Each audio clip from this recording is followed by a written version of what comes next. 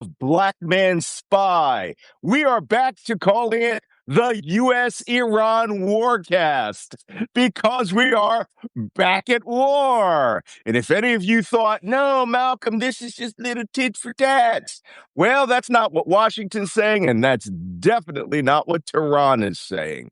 So with that, let me introduce you to our co-host, Jacob Carswell, who is in the Jutland Peninsula at the tippy top of Denmark. It's right behind me, chillaxing. the tippy top.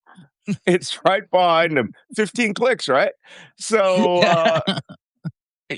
I would love to go kayaking out there. So I see kayak, and so I'm like, let's hit the water. But he's coming into us Central European time at 2 in the afternoon. I am Three. here on East Coast time 3. Oh, the time shift? All right. No. You shifted time. That's what it is. I am here on the East Coast at 9 a.m. And joining us from Minneapolis, Minnesota is Wajeeh, the gay lion, Saudi Arabia geopolitical expert, Gulf strategy and cultural expert extraordinaire, as well as fine collector of handmade craft pottery that he drinks his morning elixir from. So good morning, Wajeeh. Good morning. Good morning. You know, someone was telling me something interesting. They are starting to bet on our predictions. No, I need a taste of that money. You should have bet on me yesterday when I said my prediction. Gosh, which one was it? Yeah, we've had one every day. And as soon as I started Mario Nawafal's show yesterday, he was, the blockade. So Blockade. you don't do the Trump oil thing, right? Oh, no, not me. Not me. Wajeeh, people are telling me that according to the chat, you got a little freshie on the beard action, right? Oh, are you going on Hajj? No, but it's getting hot. Okay. You gotta. I'm getting cleaned up here today too. I hope so. I'll get a freshie, and because you know what, you need to look good for your wars when they restart. Because no one wants to go to war looking like a scruffy mug. You want to be at day 134, which was yesterday, as a scruffy mug. Today is now fresh. U.S. Epic Fury Part 2.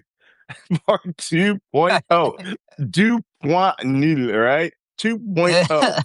So that is where we are. You are listening to the Black Man Spy podcast, day 134, or technically day 0 again. So in the second part of the U.S.-Iran war, the United States and Iran are now not making any bones about what is going on. We are literally one decision away from either side from full-scale war again. The attacks that the United States carried out yesterday are creeping back to full-scale war. We're going to start actually watching assets fly back into the region. And this is all because Donald Trump can't make up his mind whether he's ready to do business or whatever. Somebody says I would look younger minus the beard. You should go back and watch the podcast where I was at Bletchley Park, because I had a full military shave, and I did look younger. But it's just that my little stash had so much gray in it, right? I started thinking maybe it's time to hit the Grecian formula up, right? Oh, you didn't listen to Hexeth though. No, what did he say? Oh my God! No beardos. What's her advice on tanning or coloring your beard? Hey, he's a skin raw dogger, right? He likes that stuff. He likes his daddy bears shaved. You know what I'm saying? He's more like this, you know. He's more like, yeah. Don't mention the war. Yeah. Noble Blend wants please. Noble Blend wants to remind us that Trump said yesterday he has stopped 100 wars, up from 8. All right. He just skipped over it because every day of this war was a war. And he should have gotten credit for every day. Therefore, 100 additional wars. Do you Yeah. got a coffee mug? You got a mug or beverage of your choice today, Jacob? What are you rocking? I've got my cycling thing here. Yeah, your because squeeze water bottle, right? You gotta yeah, gotta stay hydrated, baby. yeah, exactly. It's nice and fantastic summer in Denmark now. Yeah. For those of our viewers that have actually been to Denmark, we have a very unreliable summer in Denmark, so we need to make the most of it when it's here. Yeah. Well, that last week I was in Greenland. I was there for 2 weeks. And the last week I was like, what the hell? It went solid winter, solid summer. No spring. No spring in between, right? It was like, oh, look, I got there. I was like, I could bring out my winter gear. It's -5 Celsius. Oh, look, it's 15 the next day, a 20-degree spread. And we had snow and ice on the mountain. I showed you in that show. And we were like, green. This is where the green part of Greenland came up. So also, I'm hearing that in Europe right now. Paris, for example, is going to be 95 degrees. That is 35 degrees Celsius all next week. It's going to start killing people again. So you guys take care of yourselves. Climate change is here. It's real. It's a thing, despite the fact that Trump says it's not.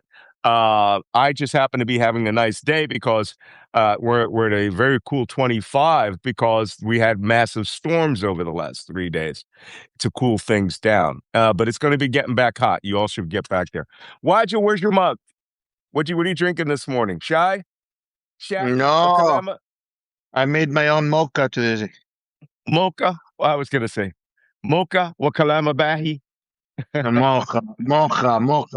Like Jacob was telling us. Where's mocha? Min mocha. Min mocha. Mocha min mocha. Right? Mocha's from Mocha. I'm so damn hard up to get to that town now. I've been around Yemen. I'm like, the fuck did I miss that place? I think it's part of problem is I think it's part of Houthi land these days. It might be Houthiville. It's a tricky place to go. It's a tricky All right. Hey, I know where to buy. I have brothers everywhere. Anybody wants to go to Yemen with me who's Yemenis? All I need to know is I need to buy an M4. I'll put a couple of thousand on the table. Everywhere I go, I get my weapons, right? I just need an M4. I got a Khanjar. All right. I got a Mabsut, Khanjar Mabsut. But I have to buy a local one because 3 times in Yemen, never bought a good Khanjar. That's the curvy dagger. Because I wanted one that was made of silver. And I bought a cheap tourist one the first time I was there. I was in the Navy, so what did I know? When you are going to buy a Khanjar in Yemen, you have to let me know because I am going to advise you on exactly what to pick because there are certain ones that are made out of rhino horns, certain ones that are made out of, and they are traditionally made out of rhino horns for specific tribes, or you're not allowed to put it on. Yeah. So you can get a vintage one that is made out of a rhino horn. There you can get it, but yeah, let me know. Rhino horn. Well, I'll have to pretend that it's plastic when I come back to U.S. Customs. All right. Wow. We zapped through and jumped up to 1,000 really quick. I guess you guys want to hear about something that you might have overheard was happening in the news. United States and Iran are back at war. Yeah. We are as close to war as we're going to get. The memorandum of understanding, the president said, is no longer in effect. Iran claims they are still operating under the memorandum of understanding, but says the United States insists on violating it. So they are essentially operating back in wartime mode. The United States yesterday, after our show, after Iran hit us and we hit them, and we said, wait till tonight. Well, that's exactly what happened. Once again, in the middle of the show that I was on Mario Nualfal, the United States struck again, only this time broader. They hit in multiple places. To the east, I'll bring this up on a map here shortly. To the east, they struck Char Bahar, the port closest to Pakistan. They hit the main seaport. Then they also hit the naval base and the shipping port at Konarak, which is just across the little bay there. Early on in the war, they sank a frigate there in the bay. So that's still there. Then they moved up the Indian Ocean to Jask, Bandar-e Jask, a port that is just over Oman. They struck Bandar-e Jask. Then they struck again every day the Sirik IRGC naval tunnel complex. Look at that. He's whipping out the pictures here. Can't see very well, but no, this was the sunlight is jumping on you. I have an image I'm gonna show. There's the map. Thank you. there's the map. Then moving further north, they hit Bandar Abbas Airfield again. Then they hit Bandar Abbas Port again. Then they hit the IRGC barracks in Bandar Abbas, which should have been destroyed about 5 months ago. Again. Then they moved their way over to Kishem Island and hit multiple targets on Kishem Island, which I believe is them starting to soften up. That's the island that's shaped like a shark. If you are following at home, they hit IRGC facilities there. They hit Abu Musa Island again, which is south of the tail of the shark. And then they started working their way up the coast. Bandar Lange, which they hit early on in the war. Again, they hit the IRGC port. What did appear? Let me move on. Then they went on to Bandar Kagan. Bandar Kagan is halfway between Bushir and Bandar Lange. They hit the port. Then they went all the way up 513 nautical miles up the Persian Gulf to hit Bushir. They struck a IRGC barracks near the Bushir nuclear power plant to send a little message. The message was, to me, hey, we're going to do what the Israelis did 3 months ago and make you think that we might crack that nuclear power plant, which I wouldn't do because, they would immediately destroy the Baraka nuclear power plant in the United Arab Emirates, and we would have a radiological catastrophe on our hands. But Trump's listening to Hegseth these days, and we all know all he needs is dudes and guns and bombs, and that's all he wants. So, okay, that is the start of this show. Yes, Wajeeh.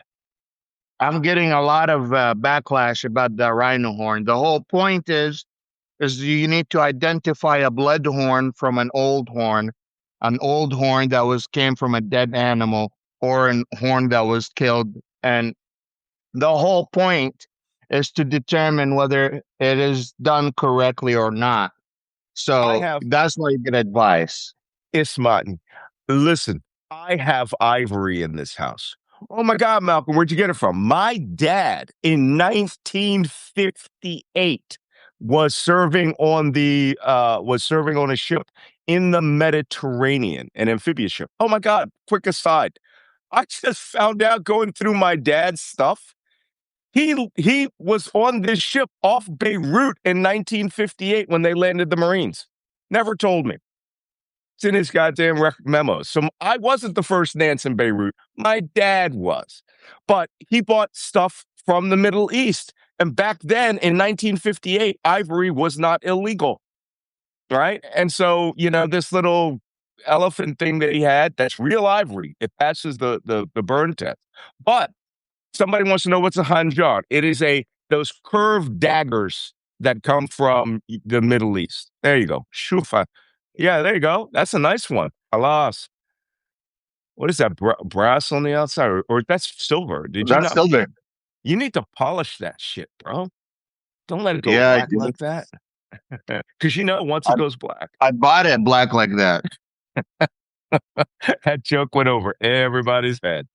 Linda Whitey, I'm in upstate New York where I live. You just got that joke, didn't you? Took you 10 minutes. Okay, but that being said, so don't get on him for stuff that's ancient. The rhino horn khanjars that come out of Yemen, that stuff has been there. I would go to find one that's a century old. There is a place in Morocco that for 20 years almost, I have been waiting to go back to this one antique dealer to buy this Hajar from Morocco that is beautifully, and it's ivory inlaid, but that thing's 100 plus, more than 100 years old. It's from the late 1890s. And, you can't, I'm not talking about doing ivory smuggling or doing rhino horn smuggling. We're not poachers. I'm a big supporter of shooting poachers, but don't be getting on him. All right. Rahman bin Daoud, why are you crying? Why are you trying not to cry? Oh, because I'm explaining culture. All right, good. It's nice when people from the region understands what we're trying to say, right? Okay. The United States and Iran are in a state of armed conflict now. Geneva Convention calls that war. All laws of war and rules of war apply, including prisoners being taken. That being said, the Strait of Hormuz is now officially closed, according to the IRGC. Yesterday, they still managed to sneak through 41 ships. Almost all except one went through the IRGC traffic separation scheme. In the single easiest prediction that I have ever made, it is official this morning. The United States has reimposed the blockade on Iran. I said that yesterday, right? I was like, by 5 o'clock tomorrow afternoon. Apparently, people were taking notes. So, somebody, Debbie Gonzalez, has typified this in very concise terms.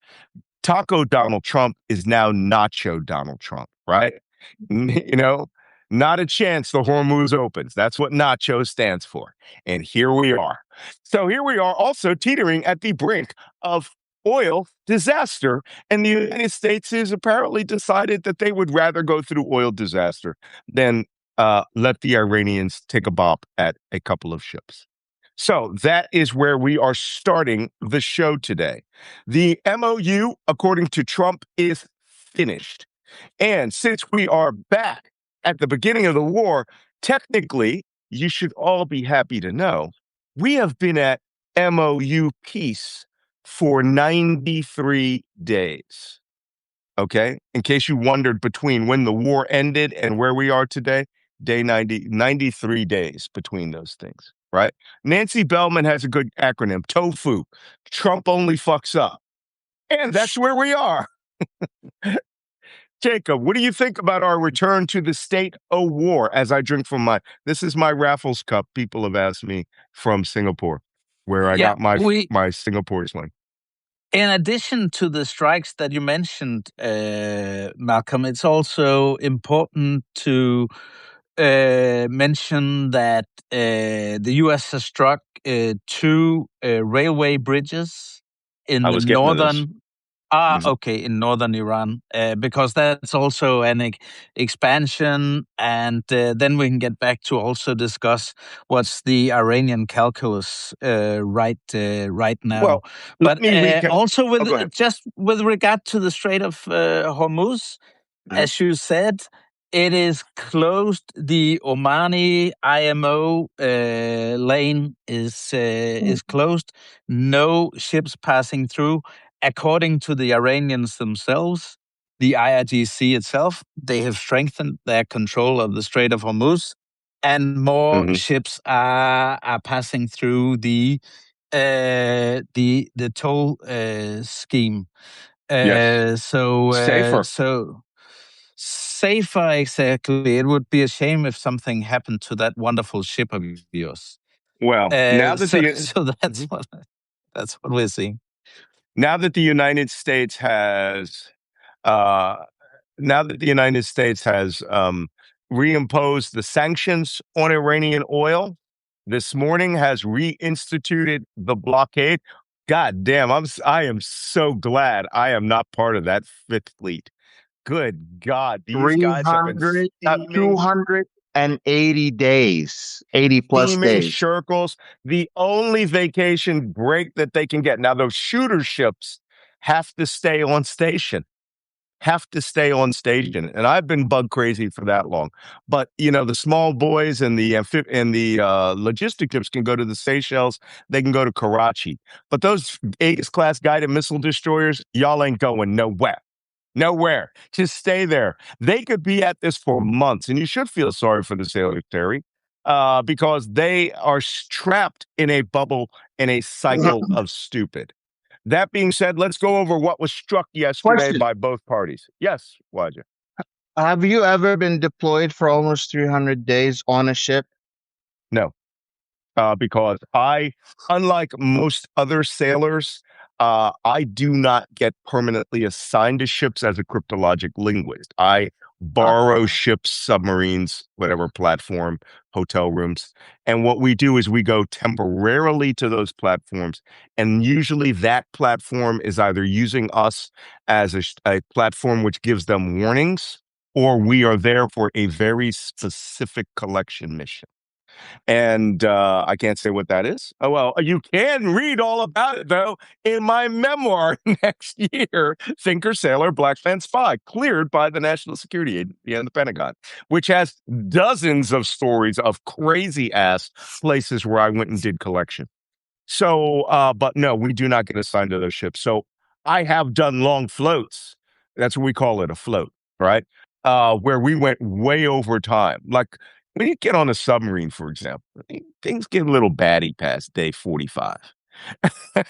So it's interesting. So let's talk, but let's transition back to the game. Here are the targets that Iran struck yesterday after we ended the show, which was after the Americans had struck, and we were waiting all day for the Iranians to retaliate. The Iranians retaliated by hitting the big three that they always hit. First, Kuwait. Kuwait was bombarded with 3 ballistic missiles, 1 cruise missile, and 10 drones. There is video footage that at least 2 of those ballistic missiles made it through and struck targets at the Ali al-Salam air base. We don't know what the battle damage assessment at that base is. 1 cruise missile was shot down and 10 drones were engaged and shot down by Kuwaiti forces. The targets were Ali al-Salam Air Base, the biggest air base in the country, west of Kuwait City, Camp Arif Jan, which is on the south side of Kuwait City. It's U.S. Army Central Command forward. And then those were the targets there. Next, Qatar, Obeid Air Base in Doha, Qatar, was attacked. We don't know how many missiles were fired there. In one of the easiest predictions I've made, because I said it yesterday morning and yesterday afternoon on Mario's show, Bahrain, U.S. Navy Central Command headquarters, rubble was pounded again, and Sheikh Issa Air Base, where the P-8 Poseidon Naval Maritime Reconnaissance aircraft are flying, and maybe where the Poseidon drones are coming from. They took 3 ballistic missiles yesterday.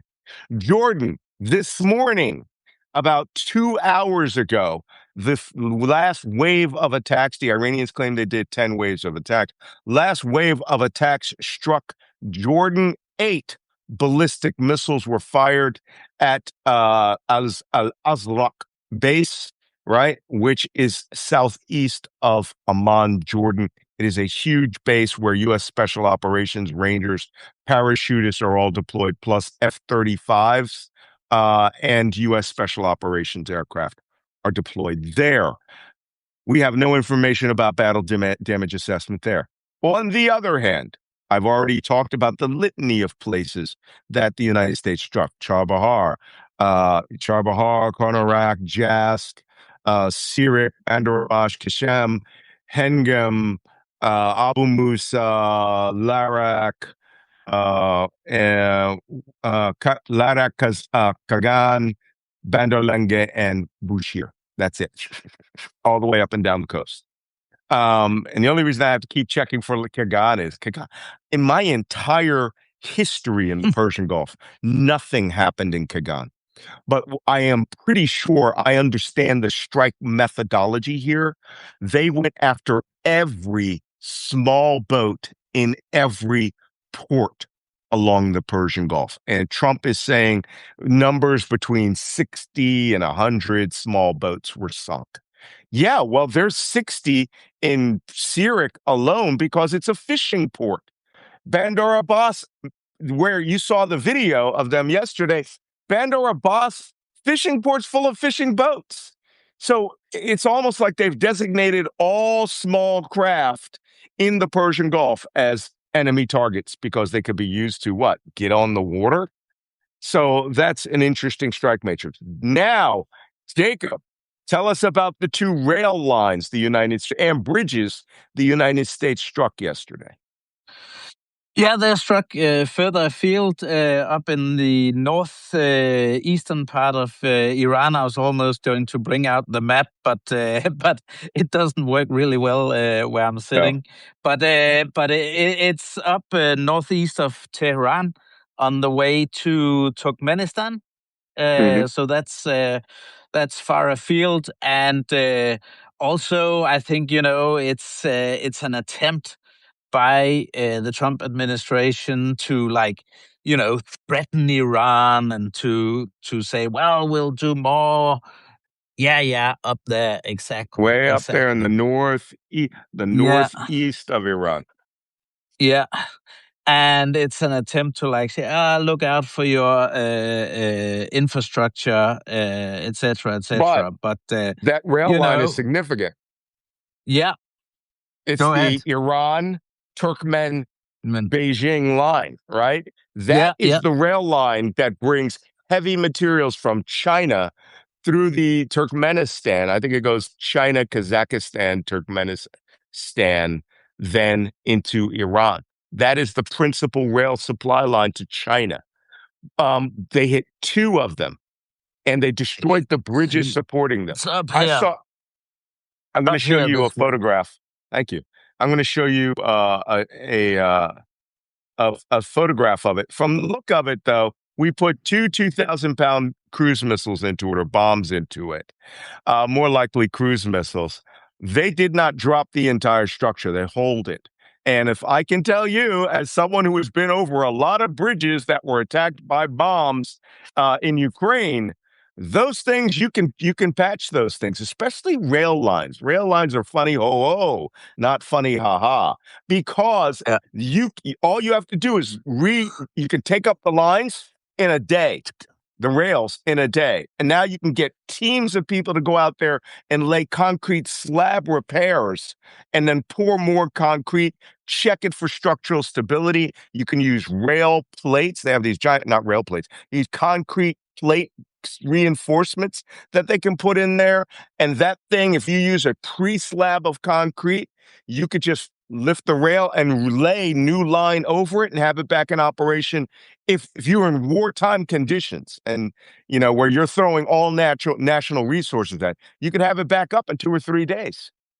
Well, don't you remember at the beginning of the war, the United States did take out a bridge that is not a rail line, that is just a regular bridge. And the Iranians brought it back just in a few days, not even like few weeks, few days. They got the bridge working back again. So that if that's a regular bridge and they could do that, well, what could they do with a rail line? Well, a rail line is funny because for those of you who have never seen an interdicted rail line, it's the rails that are really important, right? So long as you can have a solid base under it to have your ties laid across it. Rail lines come up quickly. I've seen the Ukrainians in Kharkiv, where they had damaged rail lines, and those guys were out there. They will bring a crane on a rail out, and what's it for? Laying rail. All right. And they will rush that train right out there with a little pusher car, and they will pull up. Guys will just get down there and pull those damaged rails out of the way. They'll get a grader down there to lay a new grade.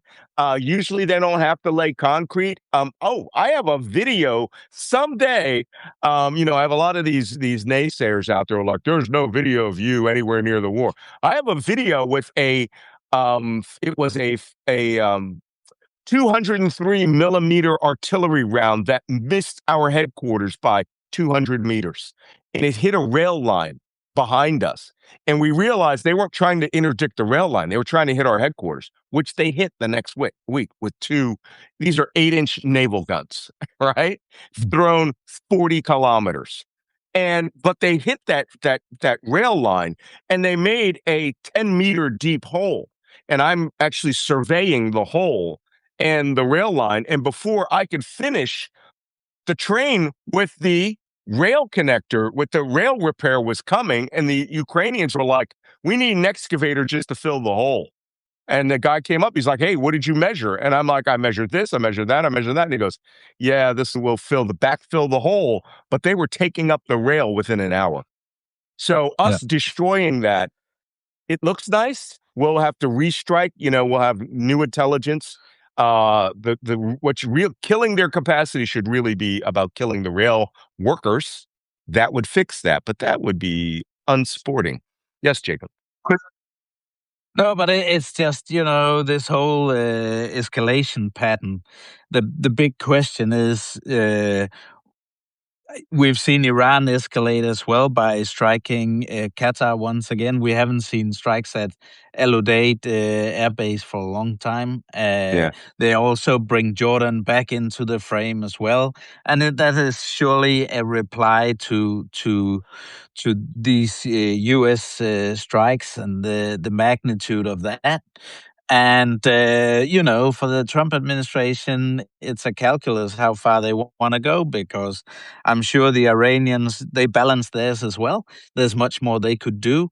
And then we'll see if that happens. At the end of the day, it's about how much damage the Trump administration makes. And if they make too much damage, it's going to, get worse. The problem here is I don't see any calculus at all. None. Not the slightest bit that this was thought through, or the slightest bit that this was given an opportunity. You could see Trump making decision on the spot. If you saw him at NATO summit yesterday, and while he was the head of NATO, he was like, "Oh yeah, by the way, cut all of the trade with Spain." Yeah. He made the decision on the spot. Yeah, cut all the trade with Spain. By the way, yeah. Just end it. What's really funny, important to understand that's not even possible. So it was a nonsensical statement. It was completely nuts. Yeah. Nuts. Well, I have to be quite honest. I heard somebody on another podcast was saying, well, Trump has always been clear of head and very decisive and smart about what he's doing. I was like, who the hell have you been watching for the last 10 years? This guy hasn't been, like somebody just said a moment ago, he's been winging it. And that now he goes, this character goes, unlike Joe Biden, who showed signs of senility. I've never seen signs of senility in Joe Biden. I am clearly seeing Trump give orders based on senility, which is he cannot remember from one moment to the next what he's doing. And he falls back on whatever the last emotional event that he had was. Yeah. And it's like, let's bomb, and I think he has senility, but that we fall back on June 17th, the G7, one moment of clarity where he told the truth about the economic prospects of the West collapsing in a month. And now he's like, and fuck it. Yeah, hey, let's get back to it. He's more like SpongeBob, right? than anybody, than all these other characters that you had here. He just does things for the fuck of it. That's what I would expect to see out of a 5-year-old or an 80-year-old man, 80 going on 81, who is descending into real senility. And he is a babbling fool. He really is. Yeah. Ask him to speak for 5 minutes and you won't get a subject. You'll get 40 subjects. Joe Biden has never been like that. And I confronted Jake Tapper. I had Jake Tapper on the Black Man Spy podcast last year. Almost killed my show, by the way. Almost killed my show. I lost 5,000 followers overnight. because everyone hates Jake Tapper. And I asked him, I was like, really? You really think Trump is sharp? And he goes, well, I think he has his own agenda. I think he's just making decisions on that. And I was like, dude, how fucking dare you come up here and talk that smack? Right? We all know he's crazy.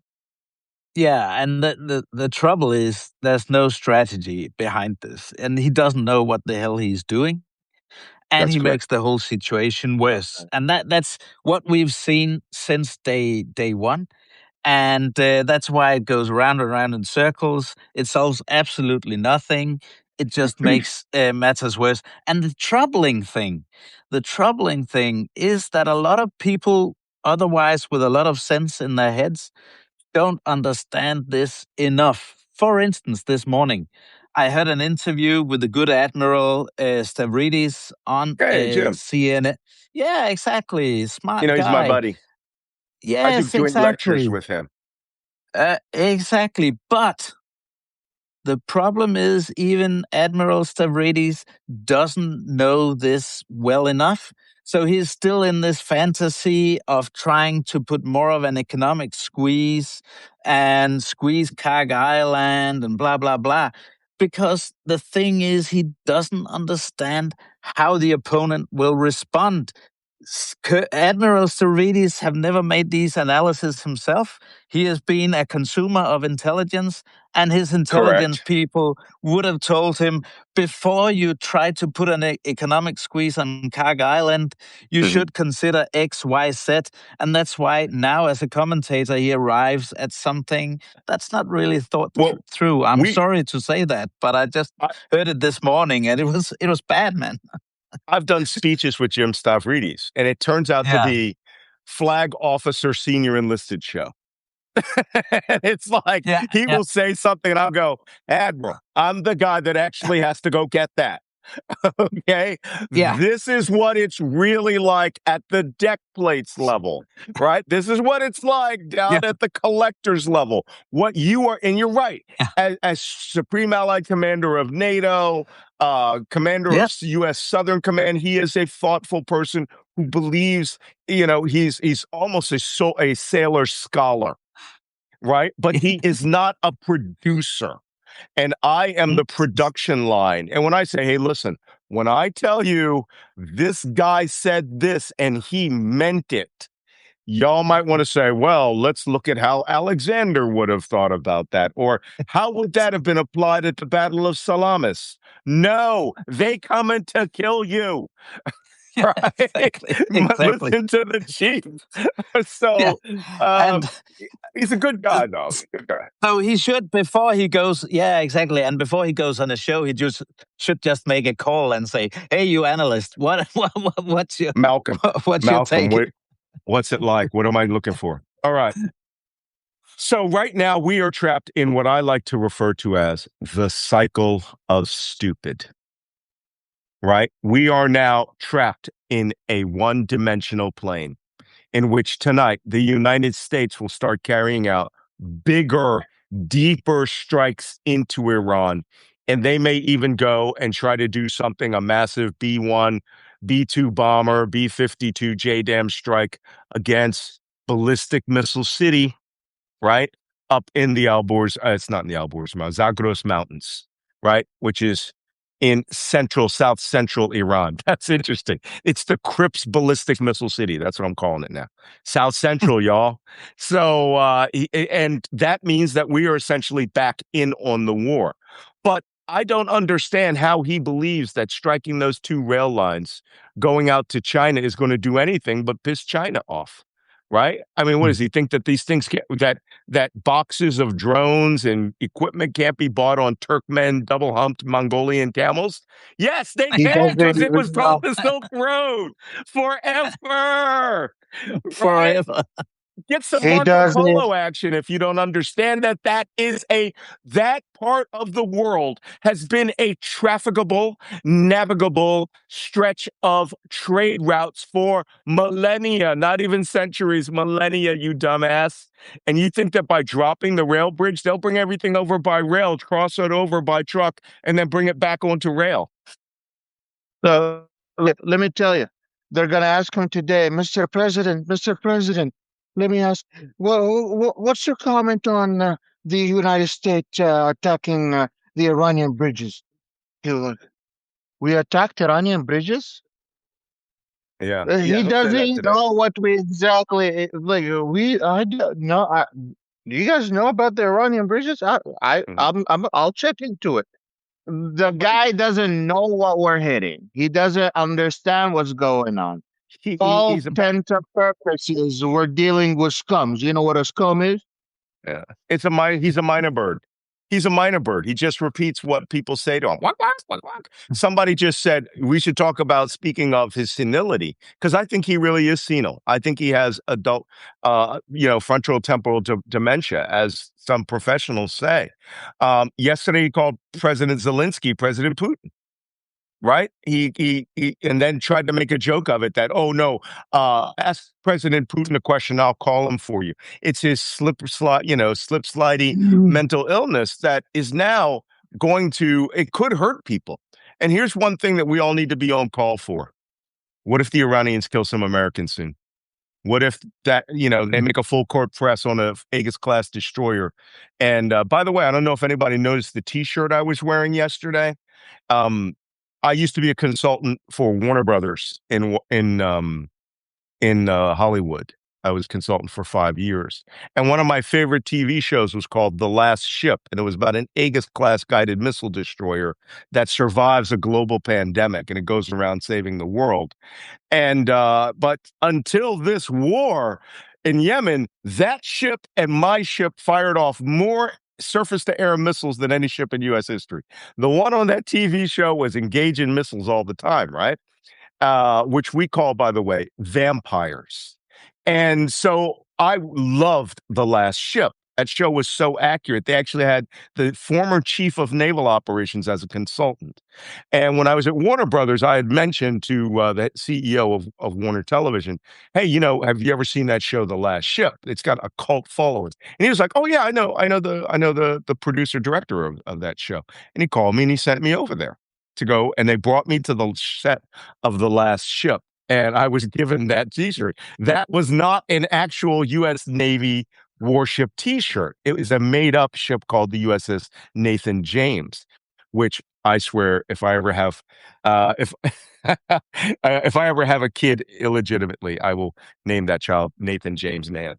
But the point is, this ship is now the standard bearer ship for the U.S. Navy. If anything happens, that's the kind of ship that gets sent there, that goes on all these crazy, impossible tasks from a crazy, impossible president. And Donald Trump does not care about them. He just sees them as little chessboard assets, right? And he doesn't care whether their families break or the ship or the Ford has giant fire, which I think the crew actually set. So he just thinks this is stuff that he repeats from Pete Hegseth. Let's go be strong, Mr. President. Yeah, strong. Pew, pew, pew, pew. And that's I where don't we know. are in terms of strategy. I don't know if you heard him say, but today he converted Japan to the Islamic Republic of Japan. I've heard about the Islamic Republic of Japan. All right, full disclosure. Okay. Konnichiwa, salaam alaikum. I'm going to tell you guys something funny. All right, before you get into it, I used to study all the terrorists from what we called the good old days of terrorism, right? Back when terrorists really had good, strong ideologies they were in. You had crazy, nutty, apocalyptic cults like Aum Shinrikyo from Japan that were trying to literally overthrow the Japanese government so that they could establish, I'm not joking, a government based on an anime book that one of their and it was like they all had those, high-collared, Imperial Japan uniforms, and they were going to execute like half the population of Japan with nerve gas. And they, oh, by the way, bought a farm in Australia, in Northwest Australia, where they conducted experiments with Ebola and sarin gas down there, sent emergency doctor crews of real doctors and epidemiologists to Uganda to harvest Ebola so that they could kill the population of Japan. That was a crazy terrorist group. groups like Japanese Red Army, right? The JRA, leftist terrorist group that actually operated in Europe in cooperation with groups like Action Directe in France, combative communist cells in Belgium, the November 17 in Greece. I loved those days because I understood those terrorists. But then we started getting Japanese members of ISIS. Like, you're not a Muslim. You're a Buddhist, a Shintoist. How did that Well, happen? ISIS had members from all across the world. Yeah, I ISIS just had think a it was recruiting strategy that was designed specifically to target social media sites and gaming chat centers where they were literally into gaming chats and they were taught to kids and would talk to young adults and brainwash them for hours and hours and hours. There was a whole study done on how that messaging was done. You had Europeans, you had Americans, and you have people from the UK, you have people from all the way from Asia to Japan. Yes, all of these people went, and the Iraqi government is actually stuck with these people at the moment, not knowing where to deal with them because their own governments won't take them, and including British and European citizens, where they're like, we don't want these ISIS members, and they're like, these are your people. They came here. You yeah. need to take them back. So this whole little extended discussion was because there had been an Islamic Republic of Japan in the mind of these three members, Japanese members of ISIS, and they were the province of Japan or the province of the Crimson Blossom or something like that, cherry blossom. Crazy. So don't laugh at it. All I know is now Trump has reinvigorated the Islamic Republic of Japan. That's where we are. By the way, somebody earlier said that a friend of their father's in Paris was assassinated by Action Directe, which is Direct Action, a French terrorist cell, leftist terrorist cell of the 1970s.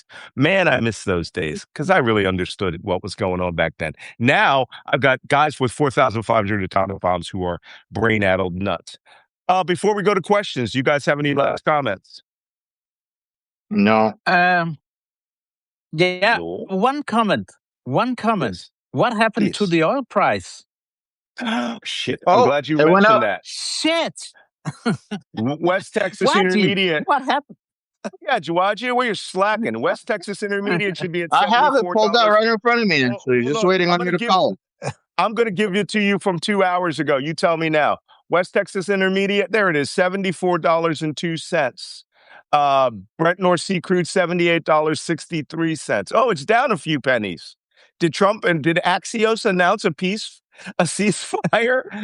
It went up $6 on WTI yesterday, $8 on Brent North Sea crude. And I think that the market is going to start reevaluating how much actual oil is in the system today. So it's still up. WTI 73. Oh, WTI is at 73 now. Yeah, close to that. Yeah. According to tanker trackers, which usually hits the nail on the head, Iran shipped no less than 10 million barrels of crude oil overnight in anticipation of a renewal of the U.S. blockade. Well, I hope it got out of there. I hope they've got past the blockade line because I think they're going to be taking missiles into their fantails. That being said, there's a couple of oil-related things here that I think are interesting. One, Pakistan declared an emergency and that they are doing global liquid natural gas buys because Qatar, which is just down the street from them, right? This is like me having to buy fuel oil from Seattle in upstate New York when the oil producer is right over here in Massachusetts, 20 kilometers away. They have an emergency natural gas buy because all of their sources of Qatari contracts were all terminated yesterday. Force majeure. Thank you, Donald Trump. Like Malcolm was saying, Pakistan here, there, Qatar here. Yeah, further down. But he just pointed to the Caspian Sea. But sorry. That down being here. said, sorry. Now, in an interesting note that goes back to my history of 2011, during the Arab Spring uprisings. So-called Arab Spring. Yeah, so well, cold. It's our winter by now. It was pretty Arab Spring back then. Libya has finally got its act together and is bringing the oil fields of the Gulf of Sidra back online. They have finally auctioned off because oil is so sparse and so scarce around the world. Any producer can be at full profitability. Libya this morning let out its first allotment of the oil fields. I have been to all of these oil fields. I got a crazy history with the southeastern Libyan oil fields at Ras Lanuf, which is called the Ras Lanuf is point of or the head of the oil. So Ras Lanuf down in the southeast portion of the country is where they're producing most of that, and those fields go down about 25 kilometers down into the Libyan desert. And if there was anything I learned about Libya, Gaddafi so scared those Libyans. Libyans didn't want to go 100 meters south of the main coastal road between Ajdabiya, Ras Lanuf, and Gurdabiya. He terrified them. If they weren't on the roads or from a tribe down there, Libyans wouldn't set foot in the Sahara Desert. What do you think? That's how terrified he made them of it. He said, "Oh, yeah, go down there. You're obviously plotting against us. We'll just execute you." So oil field workers would go there. Libyans themselves wouldn't. I couldn't pay them. Love, money, promises of victory. They wouldn't go 5 kilometers into the desert. Weird psychology. But Libya's back on the menu, boys. Libyan fuel, oil going up to Italy. Europe will they're going to make a lot of money. They're going to make a lot of money. The Saudi government is going to take them a while to rebuild their oil production line and their LNG line. Qatar is going to take them at least 5 years to 10 years to rebuild some of their infrastructure that was damaged that has to do with their production of LNG. The reality is this war has cost the Gulf in the next years trillions of dollars, not billions of dollars. The situation is dire. I told a lot of the listeners more than a month ago, 2 months ago probably, that Korea has issued a state of emergency, and you will start noticing other countries slowly but surely will come out and start issuing emergencies. And that once you see countries start telling people to cut down their showers, turn off their electricity, a time where businesses all shut down, that's when you know like really shit is hitting hard and economies are struggling. So keep your eyes open. Hopefully we don't reach there, but I doubt that we are not gonna get there. Okay, Jacob, everybody is enjoying you turning Rock Lobster red on television, on the stream right here. They want you to hit that SPF 50, and you're going to get old white guy tan if you keep that shirt on. Okay, you need to get that stuff even all the way out there. When we're done, you need to get that on there. Put the SPF 50 on your lower arm. Okay, first comment. He said it's old. Did you burn yourself yesterday? No. These First are just comment. rumors. First comment. Wait, I thought we were attacking Japan now. Didn't Trump say something about activating Operation Epic Godzilla to go after the Islamic Republic of Japan, baby?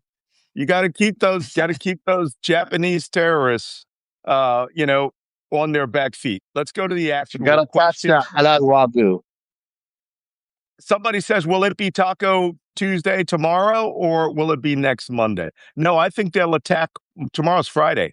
They're going to attack harder because they need those oil prices to skyrocket until Monday, when they will announce everything is going well.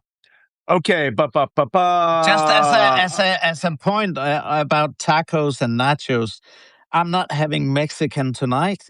I'm having Arab. Arab pulled lamb and nice stuff, the baba ganoush, the flatbread, the Mashallah, lahmeh. tabarakallah. Go Lebanese tonight. Yeah, so I don't think we're in for Taco Tuesday or Nacho. And yeah, Nacho definitely is, but Yeah. Okay. Well, I think I might have. I'll be in Manhattan today, so I have my choice of delicious foods. Um, hey, NAFO fellow Woof announces that he got his copy of 1001 Arabian Nights and wants to know which story to read first. Start from the beginning, right? It's a great story. First off, there's 5,000 stories in that book. It is not 101 days. She tells like 10 stories inside each story, right? Don't forget, Scheherazade had to keep that going every day. And I want you to do me a favor. Count how many times black genies come up and they have to be killed. And they can't be killed, but they go out and have affairs with the wives of the major characters in the book. That's like 30. Black genies are a thing. And them brothers are insatiable. That's all I can say about that in that book. Lots of coffee cups. There are videos going around stating that the casualty count is low and there are actually 700 deaths in this war. I guess she means American from Tree Lady. They state the military department is controlling the count. Now, it's impossible to do. The death count is at 16, including 13 combat deaths and the 3 people who died on mission. Muscat Sally. That's a cool name. Muscat Sally. Names you wish you had thought of, right? Do you think Trump will actually try to take full control of the Strait of Hormuz? Do you think he could be able to get a coalition of other Gulf states to do so? Wajeeh, what do you think?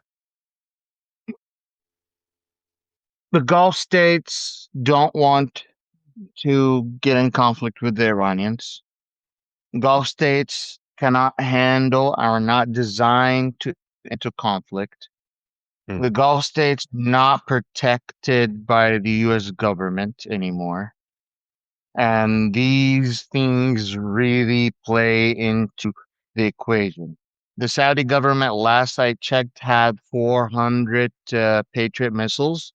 And for every one rocket that Iran shoots or one drone that Iran shoots, the Saudi government tends to shoot 3 or missiles to ballistic missile. So if you think about it, Saudi Arabia really have like 100 missiles to shoot against the next 100 missiles Iran shoots at them. Oh, and the Trump administration was threatening the Saudis that he's not going to replace it anytime soon, even though the U.S. government doesn't have capabilities of refilling its own Patriot missile until another 2 years from now. So if the U.S. cannot fulfill its own orders and it cannot fulfill the Saudi orders, why are they blackmailing the Saudis that we're not going to get any more Patriot missiles? Very true. Plus, all right, listen, we have, as we talked about 120 days ago, 130 days ago, you can't do this without having a land operation inside Iran. And once you do that, it's a forever war. And if you don't want a forever war, it's unachievable. And everyone knows that Trump won't be able to outlast the Iranians on this one. And that is also why the Gulf monarchies, don't want to get caught up in this, because they know that Trump will cut and run. Even long before most U.S. presidents have cut and run. So yeah. Somebody asked, I'm sorry, this will be the last question. I will be answering questions all day on the chat. I have to do a podcast with another major podcaster. And so we have time for 1 minute, but there is a funny comment here, Jacob, for you. Did you guys have secret spy names like 007? No, way better. Way better. No, we had stupid way names. better. I was Yeah, exactly. I was Abu Buckwheat for a long time because I actually came up with a fake ass name, Al Bakwati, that I was from the Al Bakwati tribe.